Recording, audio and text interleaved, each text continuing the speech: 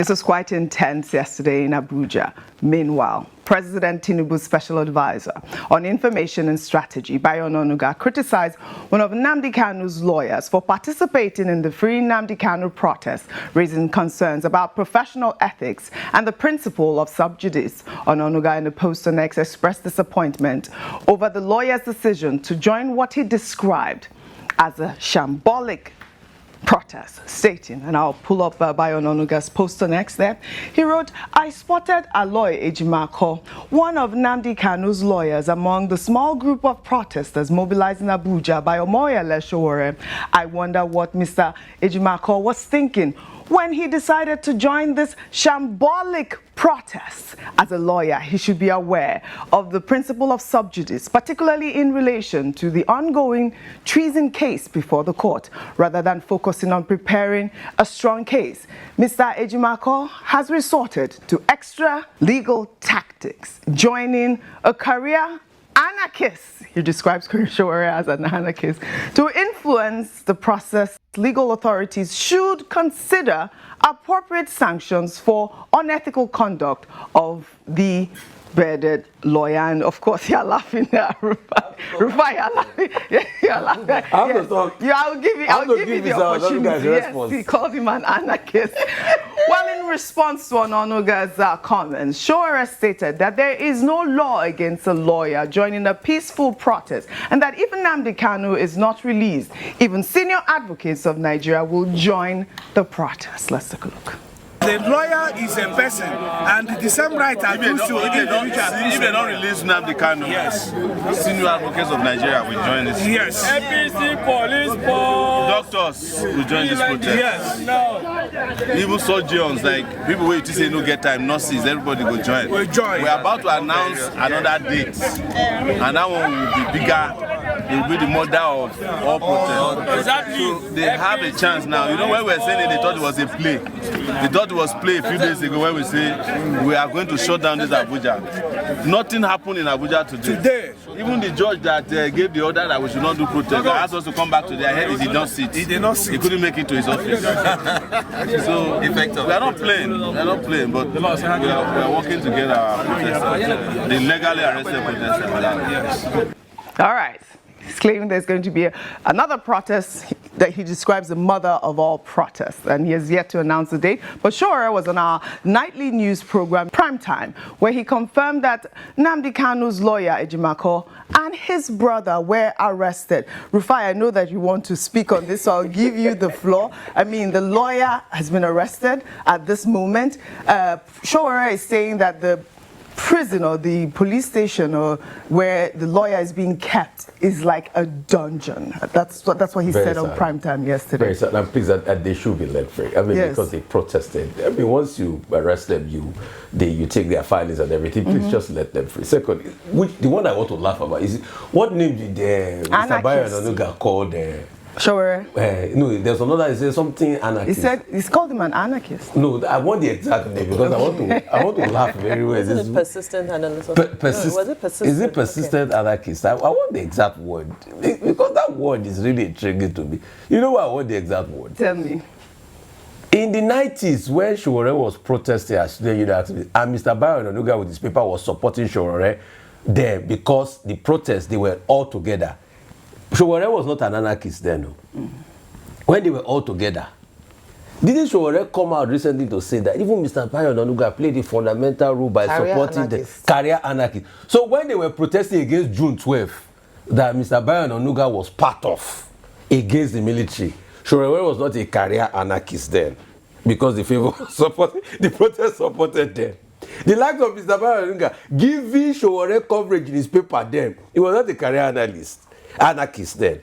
So it is today now that Mr. Bayo Onanuga now remembers because he's in a government that they are presenting as opposing what Sowore is today he remembers. This Nigeria will bust your mind, please. You know sometimes they say, if you live long enough in this country, you will see rubbish. You see, the truth has to be said.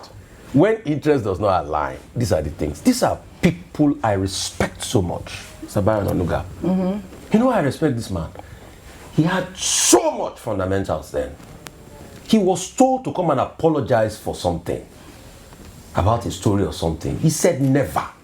You mean Bayo Onanuga's Yes, tweet that he back posted in the about 90s. No, I'm talking. No, it's not now. Not I'm saying now. history. Okay. Back in the 90s. That was when they left Concord. And they went to set up the news then. Him and the great Babafemi Ojodu, they were told to come and apologize. I said, no, we're not going to put in a word. They stood for their conviction. I will still always remember and respect Mr. Bayo Onanuga for that. Because they were those that were in the midst of struggle in this country. But today, like I asked, what changed? It's the same better Nigeria these guys are protesting for that you, Mr. Bayo Onanuga, protested for them. Now you are slamming the lawyer. When them Ganifa were me and them Femi Falana were protesting them, marching for June 12th, you didn't remember to report them to the NBA then because you are on the same side.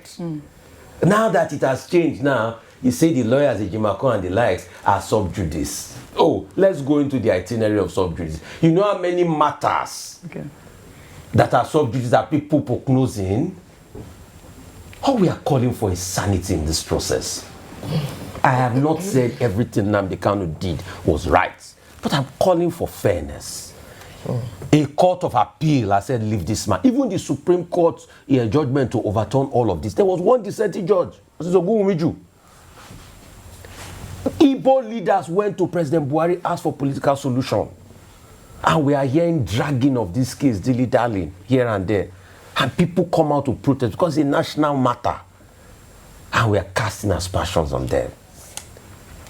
This is the same Mr. Bayo Onanuga that we used to read all this articles. I used to press the neck of the Obasanjo, any small thing, bumper to bumper with the news.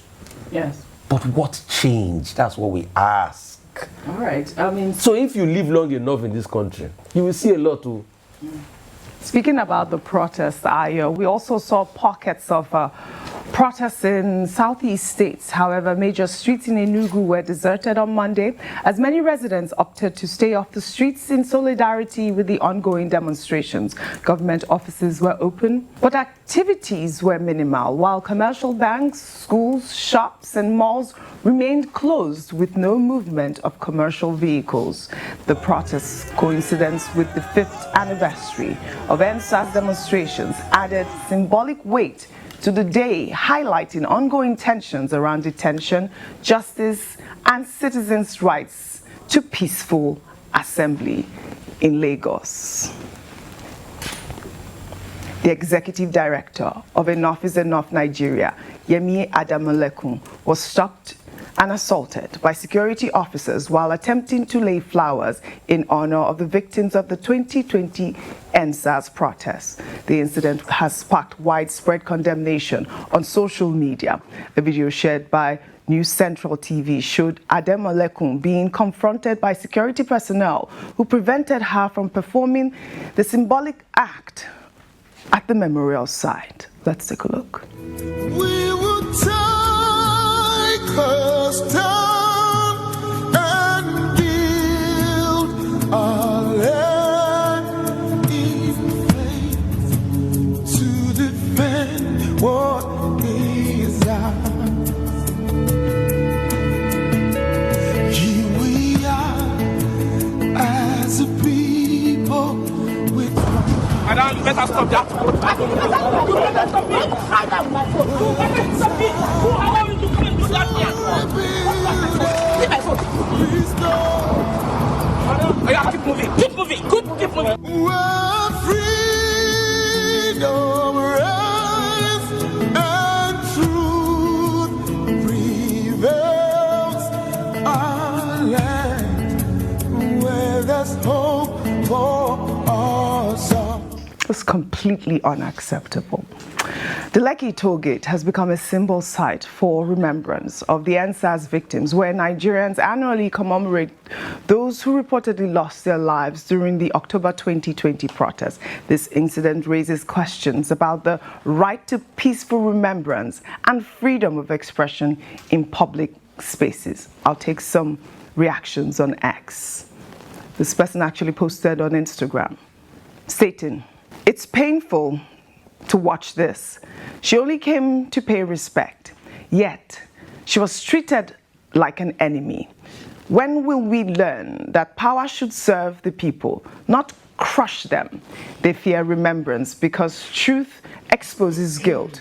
No one should be assaulted for honoring the victims. Well, Deji Adeyanju also condemned this. He wrote on X, I condemn the harassment of notable human rights activist Yemi Ademalekun of Enough is Enough Nigeria by the ever senseless security agents who have no respect or regard for human rights in Nigeria. And that's the actual point. Who authorized this move, actually? Because I will really doubt that this was an order that you should have no one in that area. I mean, I don't know if you have gotten any response from the Lagos state government as to why this happened to Yemi. She was just going to lay flowers. Yes. I actually called earlier on that we need a statement and a response from the Commissioner of Police, because she mentioned, as Yemi Ademalekun mentioned, that he drove past the toll gate to the convoy of about 15 vehicles yesterday, and she saw that the Commissioner of Police in Lagos State, Commissioner of Police Olohundare, that's Jim Olohundare, and so we need to understand whether if this is the protocol as order given to the police to contain or to maintain peace and order in the state. But before I come fully to Yemi Adamalekun's story, OJ, let me just say two statements on Nnamdi Kanu's one. Number one is that the government is actually succeeding in making him a hero. And a number of people have said that they might not necessarily agree with all that he stands for, but by denying him access to justice, they are actually making him a hero. And a lot of people who stand against unfairness and injustice are coming out to speak against it. The second is that Nigeria has lost too much as a result of his consistent incarceration and the lack of respect of this government of the rule of law. I say this because we have lost so much money with the sit-at-home order every Monday in the Southeast, which could have been averted, because the same the same treatment given to bandits and terrorists in the north who actually committed crimes, who actually killed people, whereby they granted them amnesty and they are negotiating with them, and someone who is allegedly a terrorist is starkly different. And this is the selective justice that Nigerians are crying out for.